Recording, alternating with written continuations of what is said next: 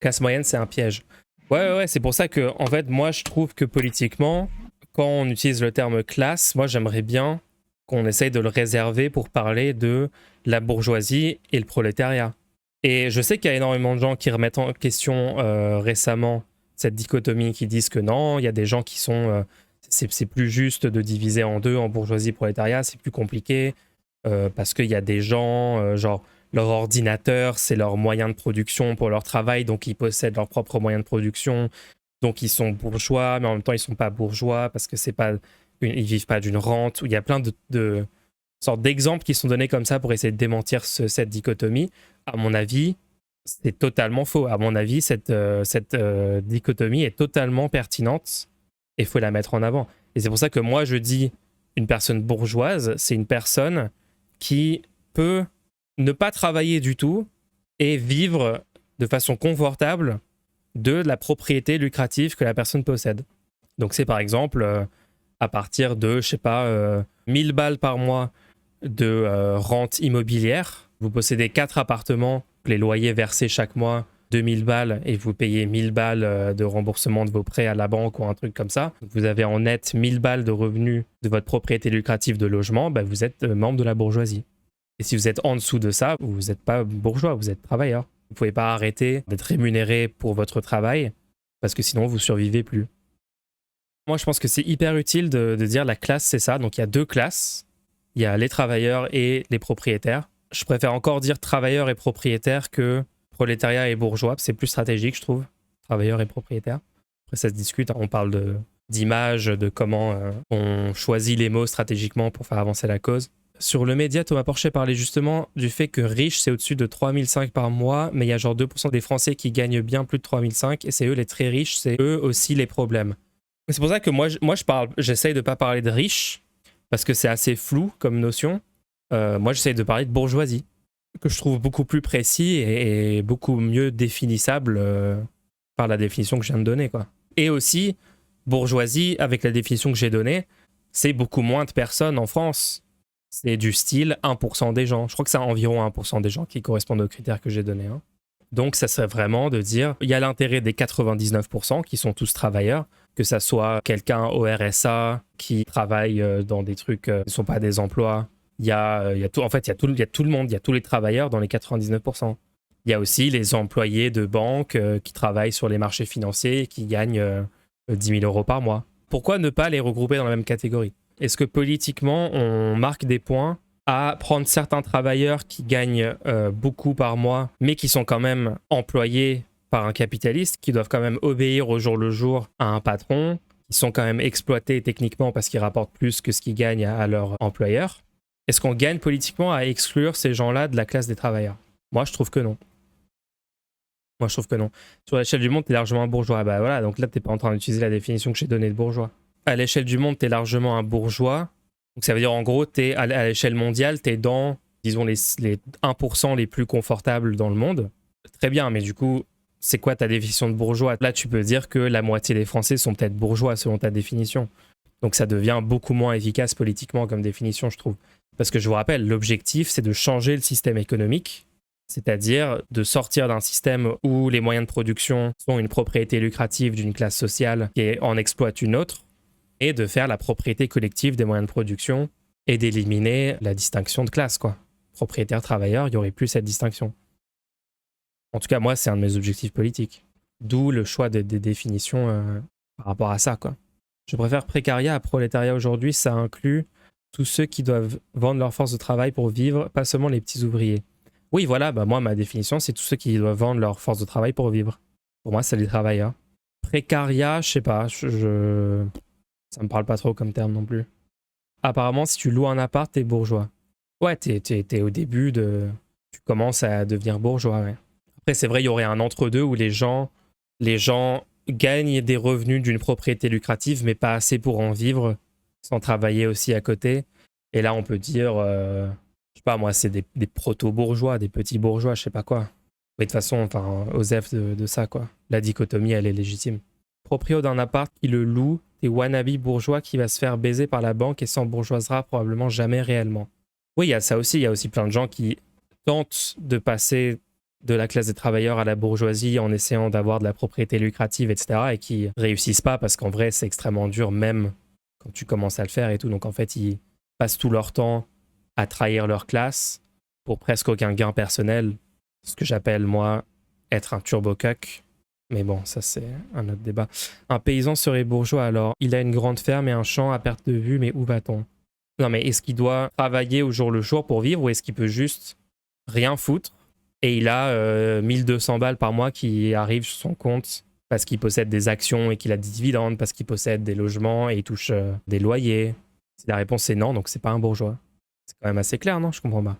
Les classes chez Marx étaient quand même plus vastes que bourgeois prolo, même s'il disait que la complexité du paysage social tendait vers sa simplification. Ok, très bien. Mais moi, je suis pas Marx. Pas s'il exploite pas des ouvriers pour travailler sa terre. Bah oui, c'est ça. Est-ce que... Bon, on l'a déjà dit 3 fois. Dans ce sens, oui, mais attention au terme de propriété. C'est pour ça que je dis propriété lucrative, dans le sens où tu gagnes de l'argent du seul fait d'être propriétaire de quelque chose. Propriétaire d'une entreprise, propriétaire d'un terrain, d'immobilier. Pas juste propriété. Moi, j'ai jamais dit il faut abolir la propriété. J'ai jamais dit la propriété, c'est le vol. Ça, ces trucs-là, je trouve que c'est contre-productif à la gauche, personnellement.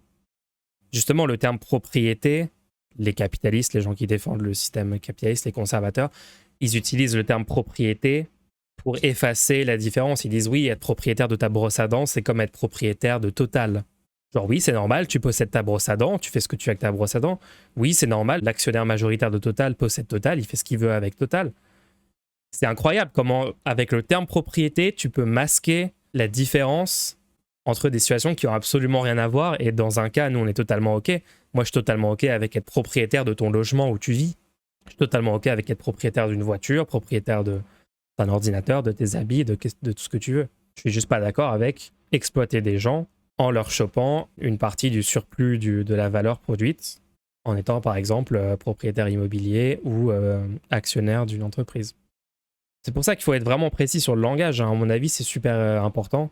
Et donc, quand vous parlez de propriété, il faut vraiment dire propriété lucrative si vous voulez dire ça, et pas juste dire propriété. Novlangue, destruction de la compréhension des choses. Oui, oui, oui, oui. C'est pour ça c'est important, le langage est super important, hein, pour nous. Il faut être précis avec le langage. C'est pour ça que j'aime pas les gens qui disent genre tes parents sont médecins et profs et tu gagnes 3000 € par mois et tu as eu accès à des études de qualité avec ton milieu social, donc tu es bourgeois. Je trouve que c'est une utilisation inefficace du terme bourgeois. Je trouve que c'est prendre une définition qui nous dessert sur le long terme, quoi. Puisque, genre, il y a des gens qui pourraient être d'accord avec nous que le capitalisme, c'est pas le meilleur système et que le socialisme est un meilleur système. Ces gens-là pourraient être d'accord avec nous. Et en entendant ça, ils se disent « Ah oui, en fait, eux, ils me mettent dans les ennemis, ils me mettent dans la même classe que les propriétaires d'Amazon, que les exploiteurs, que les marchands de sommeil, etc. Juste parce que j'ai un bon job et je suis avocat, je gagne 3000 balles par mois, je sais pas quoi. » C'est dommage, quoi. C'est dommage. C'est un peu un fait? Non, c'est pas un fait. C'est pas ça, être bourgeois. Quelle est la différence entre gagner 500 € avec un appart et 5000 € avec une chaîne YouTube? Une chaîne YouTube est-elle une propriété lucrative? Bah, on est d'accord que la chaîne YouTube, tu dois travailler pour assurer la continuité de ses revenus.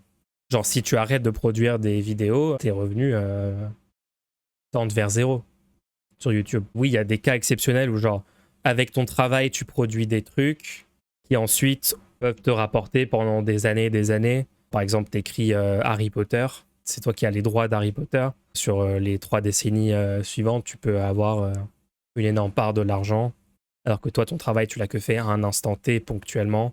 Mais bon, ça, c'est des exceptions. Et en plus, il y a des façons de gérer ça. Il y a des façons de dire, bah, d'accord, tu as fait le travail intellectuel de produire l'œuvre, mais en fait, après, il y a le travail de imprimer l'œuvre sur les livres, le vendre, faire de la distribution, mettre ça dans les rayons des magasins, etc. Au bout d'un moment, le travail, c'est ce travail-là qui doit être rémunéré et non pas le travail initial qui, lui, a déjà été grandement rémunéré, quoi.